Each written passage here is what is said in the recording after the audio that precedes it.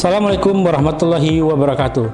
Saya Dr. Cicin Riantoni SPD MPD, merupakan salah satu dosen di program studi pendidikan fisika Universitas Jambi dengan nomor INIDN 101292003. Saat ini saya sedang mengikuti seleksi sertifikasi dosen Gelombang 1 tahun 2026. Video ini dibuat sebagai salah satu persyaratan dalam penyusunan dokumen pernyataan diri dosen pada ujuk kerja Tridharma Perguruan Tinggi atau disingkat dengan PDD UKT PT. Pada kesempatan ini, saya akan memaparkan salah satu mata kuliah yang saya ampu selama beberapa tahun terakhir, yaitu mata kuliah Fisika Dasar 1. Mata kuliah ini merupakan salah satu mata kuliah dasar yang bertujuan membekali mahasiswa dengan pemahaman konsep-konsep fundamental fisika sebagai landasan untuk mempelajari mata kuliah lanjutan. Mata kuliah Fisika Dasar 1 dengan kode MPK 112 merupakan mata kuliah yang diberikan kepada mahasiswa pada semester pertama. Mata kuliah ini memiliki bobot 3 SKS yang terdiri atas 2 SKS perkuliahan teori dan 1 SKS praktikum. Melalui perpaduan antara pembelajaran teori dan praktikum, mahasiswa diharapkan tidak hanya memahami konsep dasar fisika secara konseptual, tetapi juga mampu menerapkan konsep-konsep tersebut melalui kegiatan eksperimen, analisis data, dan pemecahan masalah secara ilmiah. Adapun materi pokok yang dibahas dalam mata kuliah ini terdiri dari yang pertama, konsep besaran satuan dan vektor, yang kedua, konsep mekanika, yang ketiga, konsep kelistrikan, dan yang keempat, konsep kemagnetan. CPL Prodi yang dibebankan pada mata kuliah ini adalah mampu menguasai konsep fisika, pola pikir keilmuan fisika berdasarkan fenomena alam yang mendukung pembelajaran di sekolah dan pendidikan lanjut. Selanjutnya, CPL ini diturunkan menjadi CPMK, yang mana CPMK yang dibebankan pada mata kuliah ini terdiri atas dua. Yang pertama, mahasiswa mampu memahami konsep fisika, pola pikir keilmuan fisika berdasarkan fenomena alam yang berhubungan dengan besaran, satuan, pengukuran vektor, kinematika partikel, dinamika partikel, usaha dan energi, info dan momentum, mekanika benda tegar, fluida, listrik statis, listrik dinamis, dan juga kemagnetan.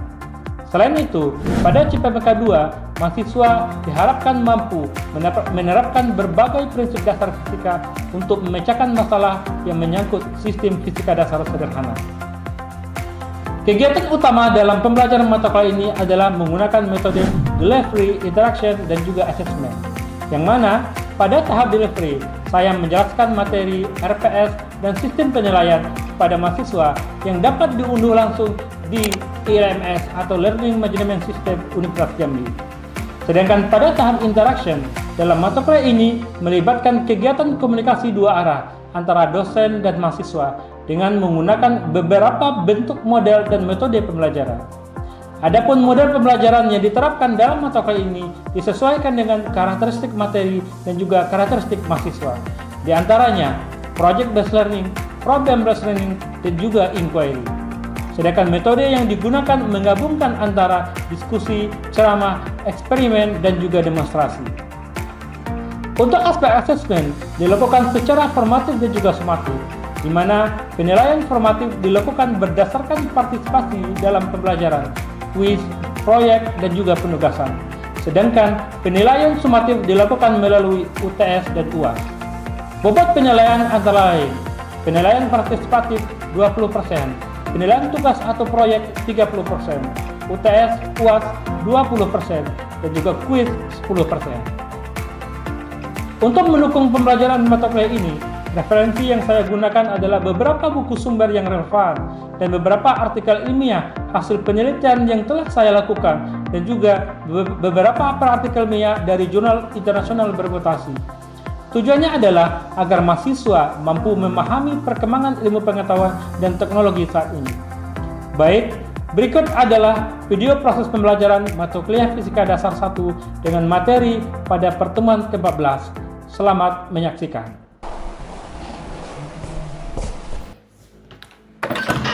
Assalamualaikum.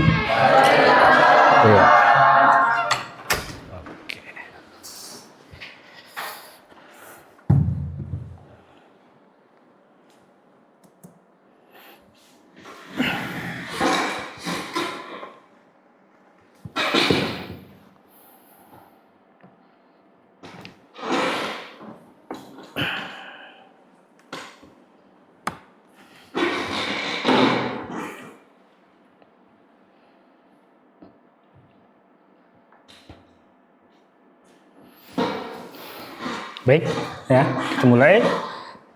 Saya ulangi. Assalamualaikum warahmatullahi wabarakatuh. Apa kabarnya hari ini? Alhamdulillah. Ada yang tidak hadir? Ada semua. Kita lebih kurang 15 orang ya. Hadir semua. Baik.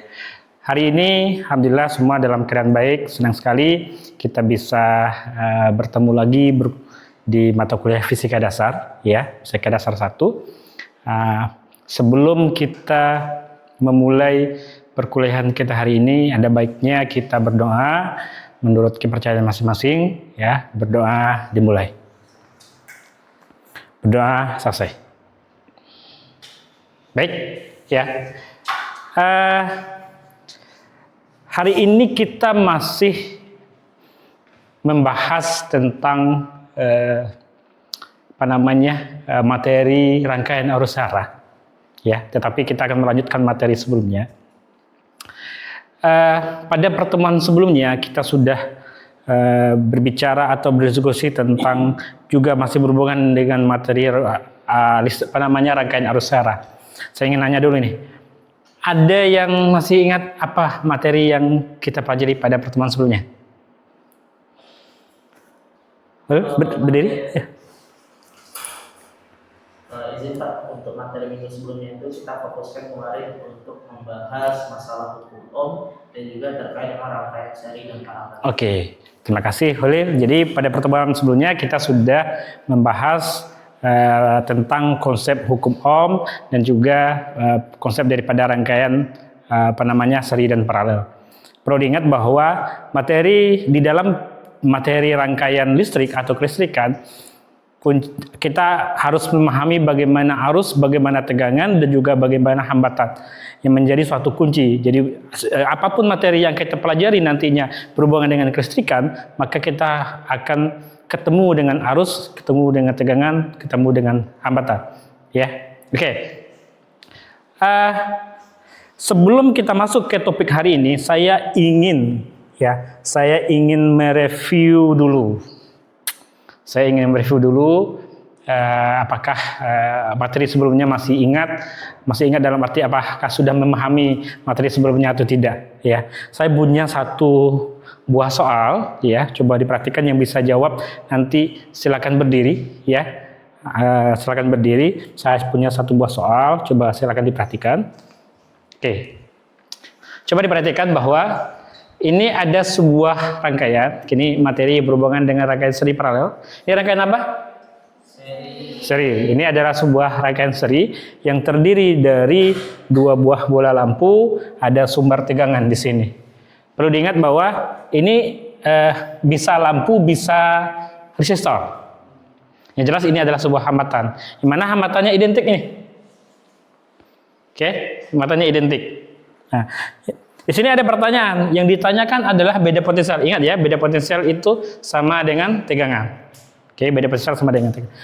Urutkan besar beda potensial antara titik 1, 2, 3, 4, 4, dan 5 dari yang terbesar hingga terkecil. Ada bisa jawab? Kali lagi, silakan. Izin Pak. Oke. Kalau kita melihat dari soal, kan memang termasuk itu rangkaian seri. Ciri-ciri dalam rangkaian seri kan memang itu tegangannya itu terbagi-bagi. Tegangannya terbagi-bagi. Namun dalam ranah ini itu tidak ada perbedaan dari besar hambatannya. Otomatis jawabannya saya pilih itu yang E, Pak. Jawab. 1, 2, 3, 4 itu akan sama dengan 4 dan 5. Oke. 1, 2, 3, dan 4 akan sama dengan 4 dan 5. Oke. Ada yang jawabannya lain? Setuju? Sepakat dengan Holil? Sepakat. Oke. Ini pada dasarnya seperti saya uraikan tadi bahwa di dalam rangkaian seri, rangkaian paralel, kita harus tahu apa itu arus, apa itu tegangan, ya, dan juga apa itu hambatan. Kuncinya bahwa arus itu adalah di dalam rangkaian seri itu sama, tegangan itu dibagi. Makanya kenapa tadi jawabannya 1 dan 2, 3 dan 4, 1, 2, 3 dan 4 dan 4 dan 5 itu sama.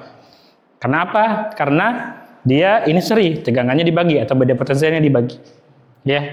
Nah, bahkan kalau kita sebelumnya, kalau yang masih ingat, kemunculan daripada rumus hambatan total R pada rangkaian seri R1 R seri sama dengan R1 tambah R2 dan sebagainya. Pada rangkaian paralel 1 PR paralel sama dengan 1 per R1 ditambah 1 per R2 dan selanjutnya. Itu merupakan turunan dari bagaimana konsep arus tegangan dan arus tegangan dalam rangkaian seri dan rangkaian paralel.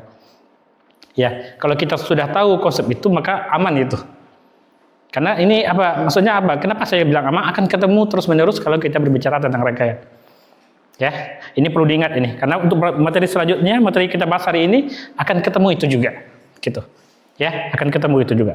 Oke, pada hari ini ya, kita fokus daripada pembelajaran kita pada hari ini atau yang ingin kita diskusikan adalah terkait dengan sub CPMK, yang mana capaiannya adalah setelah perkuliahan ini selesai, hari ini selesai, kalian dapat menganalisis tingkat kecerahan lampu. Artinya kita membedakan antara cerah atau terangnya lampu ya pada berbagai konfigurasi rangkaian, tapi kita ini fokus ke rangkaian arus arah ya, yang terdiri dari baterai, resistor, lampu berdasarkan konsep arus listrik, beda potensial dan juga hambatan. Jadi kita fokus ke listrik arus arah. Kita belum masuk ke listrik bola-balik ini, fokus listrik arus arah gitu. Oke, jadi kita ini melihat bagaimana perbedaan terangnya lampu. Oke, kalau kita berbicara dengan terang lampu ini kan berhubungan dengan kehidupan sehari-hari, termasuk nih, oke, ya, bahkan apa namanya, ya dalam kehidupan sehari-hari ini adalah kebutuhan, sudah menjadi kebutuhan kita. Nah, tetapi kita harus tahu konsepnya seperti apa. Oke, saya ini ingin ada satu pertanyaan awal. Mungkin bisa yang bisa menjawab bisa berdiri, ya. Kalau salah nggak apa-apa ya. Kita coba pahami konsepnya. Ini ada satu pertanyaan orientasi. Jadi perhatikan gambar ini dulu, ya. Ada sebuah rangkaian, ini rangkaian apa? Paralel. Ada sebuah rangkaian paralel yang terdiri dari dua buah lampu, lampu A dan lampu B. Ini lampunya identik. Identik itu sama. Dengan ada sumber tegangan. Artinya sumber tegangan ada energinya ada di sini. Oke. Nah, awalnya dia rangkaian seperti ini. Menurut pendapat kalian, oke, apabila lampu B ini kita hilangkan, ya, awalnya rangkaian seperti ini, tiba-tiba lampu B ini dihilangkan. Bagaimana perubahan dengan terangnya lampu A? Apakah meningkat? Meningkat dalam arti semakin terang, menurun, meredup, atau terangnya tetap sama? Diri. Izin menjawab Pak, saya pesan salam shopping dengan 51CC23043. Ini saya menjawab menurun Pak. Menurun. Karena ketika lampu B hilang, itu arus total rangkaian mengecil. Maka kita lihat lampu A-nya menjadi redup. Menurun. Arusnya berkurang. Arus totalnya berkurang. Ada lagi yang ingin mulai berpendapat? Atau satu saja? Kalau kita lihat dari apa yang disampaikan oleh Christina tadi, yang menjadi penyebab terangnya lampu, Christina memiliki pendapat bahwa yang menyebabkan terangnya lampu adalah arus. Ini saya belum mengatakan ini benar atau salah ya. Alasannya adalah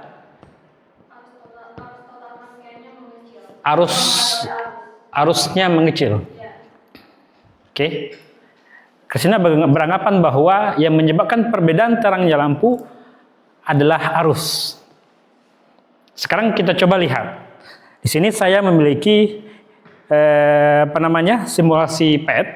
Kita pakai simulasi saja nanti untuk praktikum secara langsung di pas praktikum ya. Nah, saya punya simulasi PET. Oke. Silakan. Oke, di sini coba diperhatikan bahwa keadaannya sama. Ada dua buah lampu A, lampu B dengan identik, artinya hambatannya sama. Yang menjadi pertanyaan tadi, apa yang terjadi? Coba perhatikan terangnya lampu ini. Oke, ketika lampu B dihilangkan atau fungsi arusnya diputus gitu. Kita lihat. Bagaimana perubahan terjadinya terang lampu? Sama ya? Sama. Perbedaannya perubahannya sama. Padahal jumlah hambatannya itu kan berubah. Nah, sebenarnya apa yang menyebabkan perbedaan terangnya lampu? Apakah arus saja? Atau tegangan saja? Atau hambatan saja? Ya. Coba kita lihat seperti ini. Kalau kita ngikuti pendapat daripada Christina tadi, yang menyebabkan perbedaan, saya tidak mengatakan apa pendapat Christina ini salah, ya. Tapi kita lihat, apakah yang menyebabkan perbedaannya lampu itu adalah arus saja? Kita bisa melihat di sini. Kalau yang di rangkaian seri, apa konsep arus dalam rangkaian seri? Seperti yang tadi disebutkan oleh Khalilullah di awal.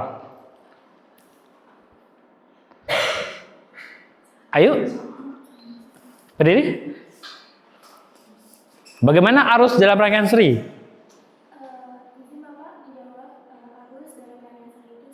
Arus dalam rangkaian seri sama. Kalau kita berpendapat ini, terima kasih ya. Pendapat ini yang menyebabkan perbedaan terangnya lampu adalah arus, maka kita lihat ini lampunya beda, 110 ohm, 14 ohm. Terangnya beda, sedangkan arusnya sama, 0,64, 0,64, 0,64. Seharusnya kalau ngikuti yang menyebabkan perbedaan terangnya lampu adalah arus, maka terangnya sama. Kan gitu. Tetapi ini berbeda, tetap berbeda. Atau yang satu lagi, apakah yang menyebabkan perbedaan terang lampu adalah tegangan saja? Kalau tegangan saja kita lihat di rangkaian paralel. Di dalam rangkaian paralel, tegangan pada setiap cabang sama. Kalau di sini 9 volt, ya. Kalau di sini 9 volt, di sini juga 9 volt. Di sini juga 9 volt. Tapi kita lihat terangnya. Terangnya beda. Lampu yang atas lebih terang dari lampu bawah. Hambatannya ini lebih kecil dari yang ini. Kalau menyebabkan perbedaan terangnya lampu adalah tegangan, maka seharusnya sama. Ya. Saya tidak mengatakan itu salah, karena ada kondisi di mana kita hanya bisa melihat arusnya saja boleh, ada kondisi seperti itu. Tetapi yang lebih tepatnya apa? Apa yang menyebabkan perbedaan terangnya lampu? Kalau kalian beli lampu, apa yang dicari? Watt. Watt itu apa? Daya. Maka yang kalimat yang paling tepat atau konsep yang paling tepat yang menyebabkan perbedaan terangnya lampu adalah daya. Atau kalian kalau ingin menggunakan bahasa lain, misalnya gini, arusnya segini Pak, tegangannya segini, atau hambatannya segini, boleh. Ya, atau mau secara langsung dayanya segini, gitu. Itu yang lebih gampang. Makanya kalau kita beli lampu itu yang ditanya adalah wattnya. Ya. Maka kenapa tadi perubahan yang soal di awal tadi, yang ini tadi, kenapa lampunya tidak terangnya sama? Kalau kita lihat, ya, coba kita lihat di perhitungannya. Oke. Kalau kita lihat di perhitungannya, ini hasil investigasi. Oke. Pada kondisi di mana hambatan rangkaian seperti ini, lampu B-nya masih terhubung, ya. I-nya 0,9 ampere, R-nya 10, karena yang dihitungkan di sini, arusnya kan dibagi. Harus dibagi ke sini, harus dibagi ke sini. Gitu. Dapatnya berapa? 8,1 watt. Selanjutnya, ketika ini diputuskan atau dihilangkan, arusnya apa? Arusnya juga 0,9 ampere.